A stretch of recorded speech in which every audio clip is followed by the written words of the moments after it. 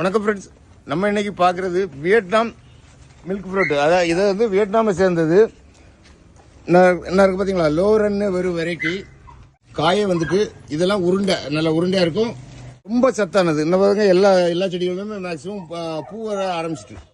இது நான் தரையில் நடவு பண்ணது, பெரிய செடி. இதுலேயும் நிறைய காய்கள் வந்துட்டு இந்த ஸ்டேஜில் நீங்கள் வந்து இந்த மரங்கள்லாம் காய்க்க ஆரம்பிச்சிடும். இது வந்து நம்ம உடம்புக்கு அவ்வளவு சத்தானது. இந்த மாதிரி பழங்கள்லாம் இருந்ததுன்னா நம்ம இதை ஜூஸ் அடிச்சு கொடுத்தோம்னா இது பால், அதனால தான் இதை மில்க் ஃப்ரூட்னுவாங்க. பாலில் கொஞ்சம் சுகர் சேர்த்து சாப்பிட்டா அப்படி இருக்கும். அதே மாதிரி நல்ல டேஸ்டானது தான் இந்த மில்க் ஃப்ரூட். இது வந்து ஆல்ரெடி வந்து பர்பிள் கலரில் இருக்கும். ஸோ இந்த மாதிரி மில்க் ஃப்ரூட் பிளான்ட் எல்லாம் பார்த்தீங்களா, கிட்டத்தட்ட எல்லாமே நல்ல இதுதான் ஃப்ரூட்டிங் ஸ்டேஜ் பிளான்ட்.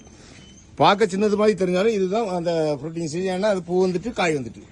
ஸோ இந்த மாதிரி பிளான்ஸ் எல்லாம் வேணும்னா இந்த வீடியோவில் உள்ள வாட்ஸ்அப் நம்பருக்கு வாட்ஸ்அப் பண்ணுங்க, இல்லை கால் பண்ணுங்க. ஏன்னா இது குறைஞ்ச அளவு தான் ஸ்டாக் இருக்குது.